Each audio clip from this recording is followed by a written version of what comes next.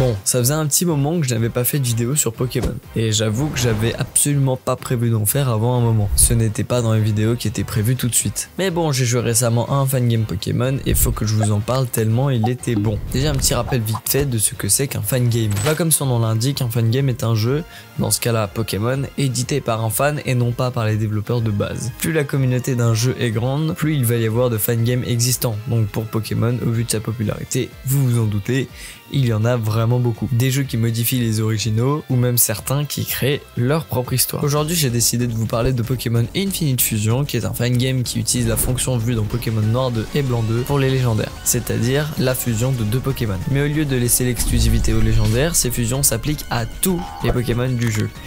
Mais alors, comment c'est possible? En gros, tous les Pokémon ont des fusions automatiques. Je ne sais pas exactement comment ça marche, mais ce sont des fusions, du coup, non customisées. Le jeu prend des parties du sprite de chacun des deux Pokémon pour former un truc qui, la plupart du temps, n'est pas très beau, mais ce qui fait la force du jeu, c'est encore une fois la communauté. En effet, pour beaucoup de Pokémon, des sprites customisés ont été faits. Sans compter que même des Pokémon classiques sans fusion ont le droit pour certains à des sprites modifiés échangeables comme on le souhaite. Le jeu est en constante évolution. De nouvelles fusions sont votées et ajoutées très souvent. D'ailleurs, pour savoir comment télécharger le jeu et installer les nouveaux sprites, n'hésitez pas à rejoindre le serveur du jeu qui est très complet et qui a même un chat textuel en français si vous avez des questions par exemple. Je précise le en français parce que oui, le jeu est en anglais exclusivement. En tout cas, je n'ai pas trouvé de traduction française. C'est, je pense, l'un des seuls vrais défauts que je peux trouver au jeu. C'est la raison pour laquelle j'ai mis autant de temps avant de l'essayer. Mais bon, je m'inquiétais pour rien. Au final, ça n'a pas posé tant de problèmes que ça. Mais la vérité, c'est que tout est réussi dans le jeu. Je vous montrerai une partie du gameplay après. Ne vous inquiétez pas, il n'y aura pas de spoilers. En tout cas, que de très légers qui ne gâcheront en aucun cas votre expérience de joueur. Il est fluide, il y a très peu de boutons. Leur synergie et leur ergonomie est très bien gérée selon moi. Le jeu est rapide, il ne perd pas de temps dans les pertes de PV par exemple, ce qui était un des défauts bien présents dans les jeux de la 4ème génération. Un système d'accélération du jeu est aussi présente et bien géré parce qu'elle n'accélère pas la musique. L'inverse aurait pu faire sortir du jeu, comme c'est le cas pour les émulateurs. Un préjugé pouvant être présent à l'égard du jeu est aussi le fait que c'est juste un remake de Pokémon Rouge et Bleu, mais avec des fusions. C'est le cas, mais c'est plus que ça. Les fusions sont aussi bien présentes dans l'histoire, en la modifiant en elle-même. Kanto n'est pas la seule région du jeu, Johto est également présente, ainsi qu'une nouvelle île au sud de Kanto. Un petit défaut supplémentaire au jeu est le fait qu'ils aient voulu garder les CS, soit les capacités permettant d'avancer dans le jeu, et qui, pour certaines d'entre elles, sont vraiment nulles au combat. Ce qui est bien, c'est qu'au moins elles sont oubliables comme une capacité classique, ce qui, souvenez-vous-en, n'était pas le cas à l'époque. Le jeu se déroule du coup 3 ans avant les événements de Or et Argent. Les arènes de Johto sont donc différentes, avec des casse-têtes très bien pensées, qu'évidemment je ne vous montrerai pas pour éviter les spoils. Il y a bien d'autres surprises dans le jeu, mais pour l'heure je vous propose quelques minutes de gameplay du début du jeu, de ma première heure. Comme je vous l'ai dit, il n'y aura quasiment pas de spoil, c'est juste un avant-goût. Les fusions que vous verrez ne sont même pas 2% de ce qu'il y a dans le jeu au total, donc ne vous en faites pas. Je n'ai personnellement vu aucun doublon de fusion chez un dresseur dans tout mon temps de jeu, alors que j'ai une partie où j'ai tout fini. Ce qui montre qu'il y en a une quantité astronomique. Bref, passons au jeu.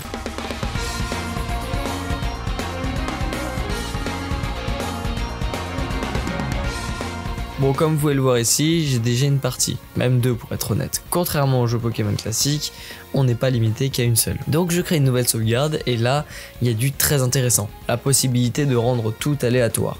Et ceci de façon plutôt précise en plus. On peut tout randomiser. Les Pokémon sauvages, ceux des dresseurs, le type des arènes, les achats dans la boutique, et également mettre si oui ou non on ne veut voir presque que des Pokémon custom dans les combats. Ce qui rend le jeu bien plus immersif que si certains ne l'étaient pas. Il y a aussi la possibilité de n'activer que les fusions, donc de ne rencontrer aucun Pokémon non fusionné, à savoir que 2 mêmes Pokémon peuvent fusionner afin de donner une forme différente. Bon, je vous laisserai vous amuser avec les options, perso j'ai tout coché. Bien, nous voici au moment de choisir notre fameux starter random. Alors, qu'est-ce qu'on a? Ok, alors un canon à morve violette, intéressant. Un Aquali en feuille qui a une queue plus grande et plus lourde que l'avenir de ceux qui ne sont pas abonnés à ma chaîne YouTube.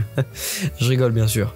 Mais abonne-toi. Et un Poiscaille lanterne qui a une bouche en forme de trou de balle. Et bah je prends la grande queue. Viens là. Immédiatement après, mon rival, que j'ai nommé TG, traduisez ça comme vous voulez, vient déjà m'affronter. Mais bien sûr, je le remets à sa place. Je récupère le Pokédex et des Pokéballs, qui sont en fait des plaques vol. Sur ma route pour la prochaine ville, j'ai pu croiser pas mal de spécimens intéressants. Sauf que oui, j'ai rien pour les capturer. J'arrive à Viridian City, là où un bug me donne un Amphadon. C'est juste un bastiodon avec 4 pustules sur la tête. Bon, mon shop est pas foufou, donc je décide d'aller voir Neo de Matrix dans le centre Pokémon pour le re-randomiser. Oui, il peut faire ça. J'achète des DNA Splicers, ce qui est un peu l'essence du jeu, ce qui me permet de faire toutes les fusions. Et je me rends ensuite loin de cette ville qui n'a apparemment pas de champion. Toujours des Pokémon assez percutants sur ma route, que ce soit au niveau des Pokémon sauvages ou même des dresseurs. En tout cas, qu'elles soient belles ou moches, elles sont toutes bien créatives. Je passe la forêt pour arriver à Pewter City, là où je déglingue la première arène. Après ça, je joue un peu avec les fusions. Vert, ça veut dire que c'est custom, et blanc, que ça ne l'est pas.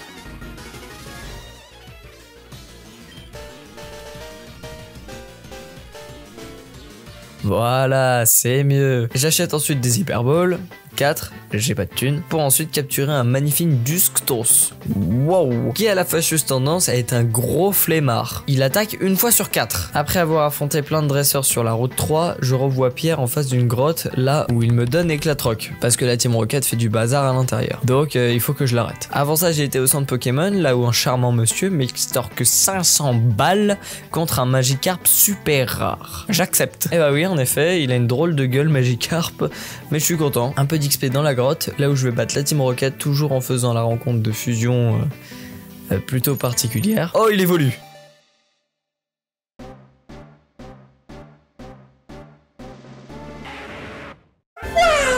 J'arrive devant la manigance de la Team Rocket et pour me remercier de l'avoir sauvé, le scientifique pris en otage m'attaque.